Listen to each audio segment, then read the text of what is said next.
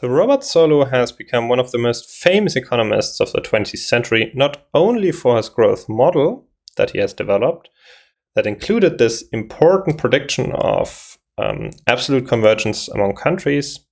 Well, as you have seen yourself, this hypothesis doesn't hold so much on the global scale, but it has still sparked a lot of academic debate, and it has influenced a lot of further scholarship on that matter. But yes, Robert Solow has also become super famous for other thing he did. Something that is now considered to be this idea of growth accounting. And we will have a short look about what that is. This paper, Technical Change and the Aggregate Production Function, was published, I think it was 1 year after the growth model by Robert Solow. He made several key contributions in this paper. Above all, he decomposes output per worker growth into those parts of it that go to capital deepening and those that don't. So he looked at the total growth in output per worker in a certain period, and then studied how much of this growth is due to capital accumulation and how much of this growth is basically unexplained due to a residual that he termed technical change. More precisely, he motivated his paper by basically differentiating movements along with the production function versus shifts of the production function. Here's a chart that he was using in his paper, and I think it's very good to illustrate the idea. In this chart, you see two production functions. They are labeled with t equals 1 and t equals 2.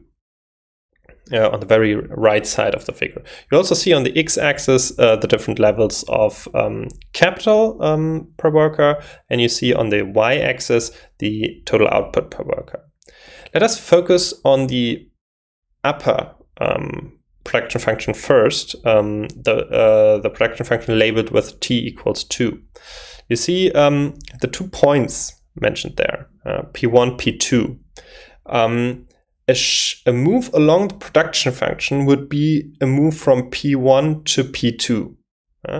This is an improvement of the total production because of more capital per worker being used.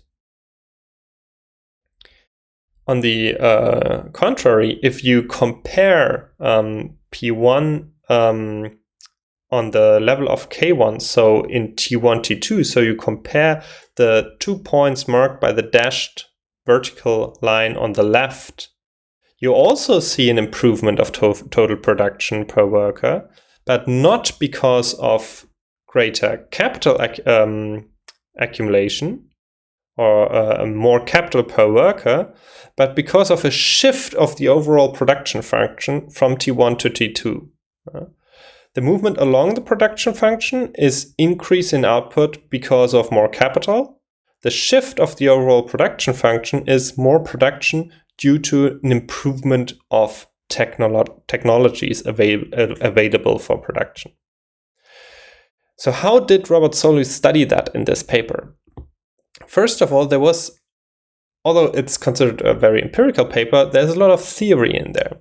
First of all, and this is consistent with much of his other work he was doing, he assumed constant returns to scale. So he had total output Q as a function of capital and labor at a certain point of time, t.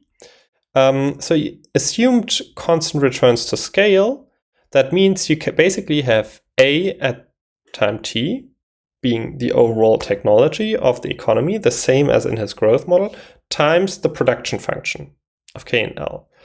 And by separating this A parameter for technological change out of the overall function that includes K and L, by separating this, you automatically must make this assumption of constant returns to scale, because otherwise you couldn't separate it out of the brackets. Then he does the same thing as he did in his growth model. He divides by L for per capita perspective on both sides. So we have small q being the output of AT, so the technology, times capital per worker. Then he assumed competitive markets, so markets that are fully competitive, as you have learned in your basic microeconomics classes. This allows you to define basically WK and WL as income shares.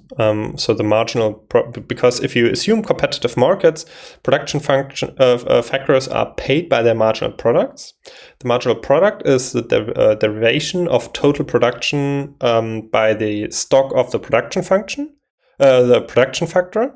And if you multiply this with a share of capital in total output, then you get the capital income share, and if you multiply it for the labor share of total labor stock of total production, you get the income share for workers.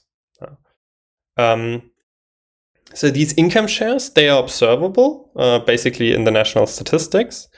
But by assuming competitive markets, it basically allows you to link this observable variable to the variables in your model.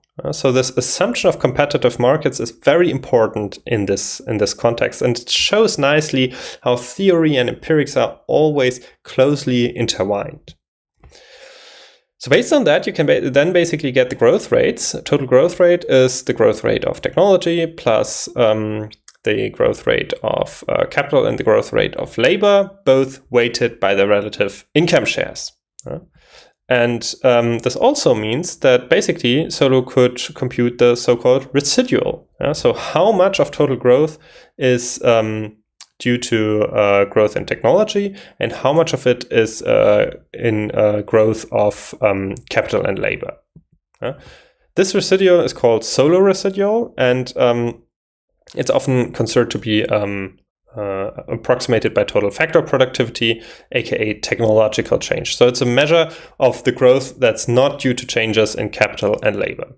At this point, it's important that when Solow in his paper, he didn't look at the growth of labor productivity that was implicit in his per capita perspective, but he only looked at how this labor productivity is actually driven by capital deepening and technological change. And now, if we move one step further, this is again the equation that basically relates total production to growth in technology, and then growth in total capital and total labor, each weighted with their relative income shares. Then we see again that these weighted growth rates of total capital and total labors, this is what Solow was talking about when he was referring to movements along the production function. Yeah? And GA, also called the Solow residual, represents shift of the overall production function. And Solow's idea was basically to quantify the relative strengths or relative relevance of the two. Solow looked at data for the US between 1909 and 1949, and as I said before, he wasn't exactly referring to the equation you see on the top, because he was focusing on the per capita situation. So he looked at the growth of output per capita, he looked at the growth of technology, and then focused on the growth of the capital stock per worker. So as you've seen in the slide before, he divided everything by the labor force, so labor doesn't shine up here. The striking finding he had was first that the output per worker doubled, so GDP per capita doubled from 1909 to 1949, huge change, but only 12.5% of that could be attributed to capital deepening, so to changes in G small k. And that's a mistake here. So capital deepening has been not nearly as important as you might have imagined. 87.5% of the growth could be attributed to the Solow residual, aka technical change. That's huge. And that's striking. And a side effect of that was also that he found that technical change was neutral over the whole period, so it was benefiting basically labor and capital in the same way. That was also important. But what was really striking was that 87.5% of the growth was due to the Solow residual. Why was that so important? It affected basically growth accounting after Solow for a long time. Of course, today's growth accounting strategies are much more complete and sophisticated as what Solow did in 1957. But the central result remains stable. The technical change is the key driver of growth. Of course, now that you add many more aspects, such as human capital, etc. It's not 87.5% anymore, but it's huge, at least 40%. So it's a huge driver of economic growth. But unfortunately, it's also the least understood component. Change in labor, change in capital. This is something we can quite nicely explain with mainstream theories. Changes in technical change, that's difficult. That is why Roman Abramovich said the Solow residual is essentially a measure of our ignorance of how growth can actually be explained by the models. And this is so important, and I think this is also why Solow deserved this place as one of the most influential economists of the 20th century, because this finding that technological change has been so important, motivated basically everything in modern mainstream growth theory. Yeah? It is called endogenous growth theory because it focuses on explaining this technological change part. In some sense, it's essentially a theory about the growth of technology. And here is a small glimpse on how they try to do it. There are, on the one hand, these human capital models that adjust the overall production function by adding this small h there to labor.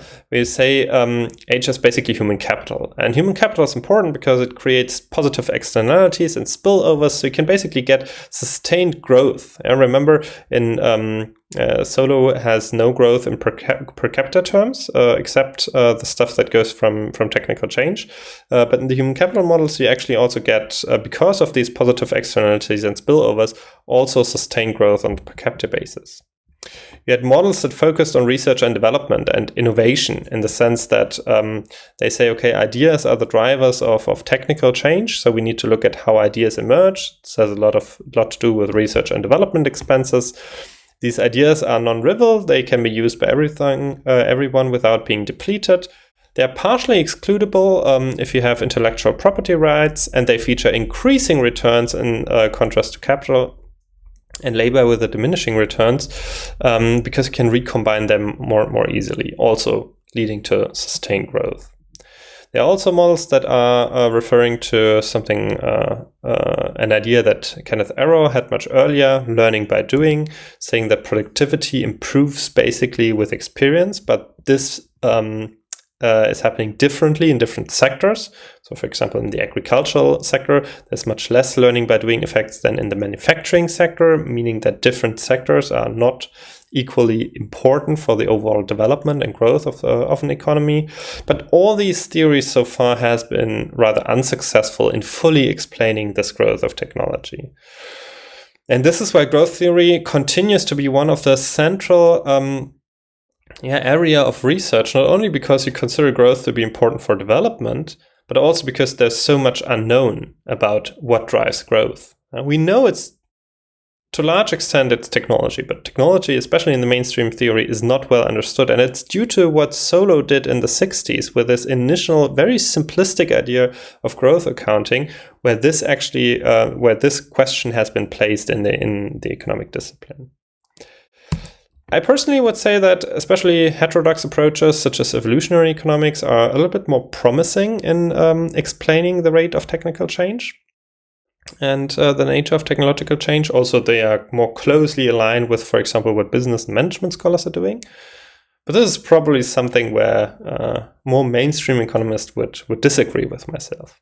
In any case, we will have a separate session on that, so there you might find out for yourself. But I hope this has clarified the enormous role that this growth accounting of Robert Solow has been playing in economics, by showing how important technological change has been, although this might not be what he originally intended when he did this empirical exercise.